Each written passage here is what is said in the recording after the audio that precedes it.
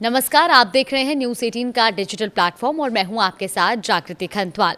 और आज हम बात कर रहे हैं पाकिस्तान में पेट्रोल और डीजल की कीमतों पर मचे बड़े बवाल की। एक ऐसा मुद्दा जिसने आम लोगों की जिंदगी को झकझोर कर रख दिया है और सरकार को अपने फैसले पर पीछे हटने के लिए मजबूर कर दिया।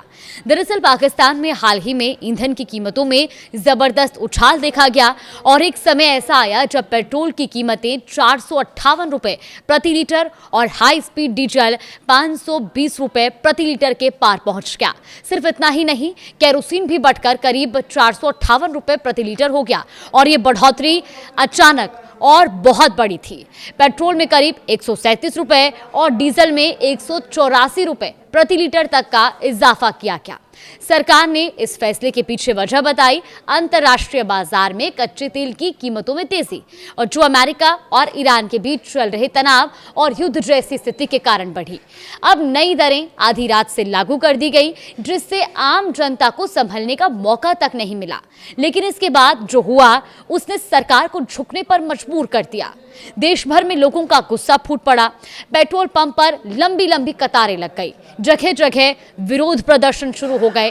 पहले से ही महंगाई और आर्थिक तंगी से जूझ रहे लोगों के लिए ये बढ़ोतरी किसी झटके से कम नहीं थी। हालात इतने बिगड़ गए कि सरकार को तुरंत कदम पीछे खींचना पड़ा। ताजा फैसले में सरकार ने पेट्रोल की कीमतों में 80 रुपए प्रति लीटर की कटौती कर दी, जिसके बाद नई कीमत 378 रुपए प्रति लीटर तय की गई। हालांकि ये राहत भी आंशिक ही है, क्योंकि एक दिन पहले ही कीमतों में रिकॉर्ड बढ़ोतरी हुई थी। अगर हम थोड़ा पीछे जाएं तो पिछले महीने भी पेट्रोल और डीजल की कीमतों में 55 रुपए प्रति लीटर तक की बढ़ोतरी की गई थी और उस समय पेट्रोल 321 रुपए और डीजल 336 रुपए प्रति लीटर था। यानी लगातार बढ़ती कीमतों ने आम आदमी की कमर तोड़ दी है। अब सवाल उठता है कि आखिर पाकिस्तान में पेट्रोल डीजल इतना महंगा क्यों और इसके पीछे की वजहें क्या हैं? चलिए वो भी आपको बताते हैं। देखिए, पहली वजह तो ये है कि IMF ने अब सख्त शर्तें लागू कर दी हैं। दरअसल पाकिस्तान अंतर्राष्ट्रीय मुद्रा कोष से बेल आउट पैकेज लेने की कोशिश कर रहा है। इसके बदले IMF ने साफ शर्त रखी कि ईंधन पर दी जा रही सभी सब्सिडी खत्म की जाए और टैक्स बढ़ाए जाए। सरकार के पास इन शर्तों को मानने के अलावा ज्यादा विकल्प नहीं है। दूसरी वजह पाकिस्तानी रुपए की गिरावट। दरअसल डॉलर के मुकाबले पाकिस्तानी रुपया लगातार कमजोर हो रहा है, क्योंकि तेल का आयात डॉलर में होता है। इसीलिए रुपए की गिरावट का सीधा असर तेल की कीमतों पर पड़ता है। सरकार को ज्यादा पैसे चुकाने पड़ते हैं, जिसका बोझ जनता पर डाला जाता है। अब तीसरी वजह यह है कि ग्लोबल मार्केट में कच्चे तेल की कीमतें। दरअसल अंतर्राष्ट्रीय स्तर पर कच्चे तेल की कीमतों में उतार चढ़ाव और सप्लाई चेन की समस्या भी बड़ी वजह है। जब वैश्विक बाजार में तेल महंगा होता है तो आयात करने वाले देशों पर इसका सीधा असर पड़ता है। और चौथी वजह यह है कि विदेशी मुद्रा भंडार की कमी। दरअसल पाकिस्तान के पास विदेशी मुद्रा भंडार बेहद कम है। बैंकों के पास डॉलर की कमी के कारण तेल आयात करने में दिक्कतें आ रही हैं।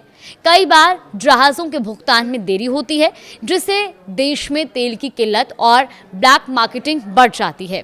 इसके अलावा जो पांचवी प्रमुख वजह है वो है पेट्रोलियम टैक्स। दरअसल सरकार ने अपने राजस्व को बढ़ाने के लिए पेट्रोल और डीजल पर पेट्रोलियम डेवलपमेंट लेवी को अधिकतम स्तर तक बढ़ा दिया है। यानी जनता को राहत देने के बजाय टैक्स का बोझ और बढ़ा दिया गया। अब अगर हम इसे भारतीय नजर से देखें तो एक पाकिस्तानी रुपए की वैल्यू लगभग 33 पैसे के बराबर है। यानी भारत के 100 रुपए पाकिस्तान में करीब 300 रुपए के बराबर होते हैं और इसके बावजूद वहां पेट्रोल 300 से 500 रुपए प्रति लीटर के बीच पहुंच जाना स्थिति की गंभीरता को साफ दिखाता है। कुल मिलाकर पाकिस्तान इस समय आर्थिक संकट, महंगाई और नीतिगत दबावों के बीच फंसा हुआ है। पेट्रोल डीजल की कीमतों में ये उथल पुथल सिर्फ एक आर्थिक मुद्दा नहीं बल्कि सामाजिक और राजनीतिक संकट भी बन चुकी है। फिलहाल सरकार ने कीमतों में थोड़ी राहत जरूर दी, लेकिन बड़ा सवाल यही है कि क्या ये राहत टिकाऊ है या आने वाले दिनों में फिर से कीमतों में उछाल देखने को मिलेगा। इसी के साथ इस बड़ी खबर पर आगे भी नजर बनाए रखेंगे और आपको अपडेट देंगे। फिलहाल के लिए नमस्कार।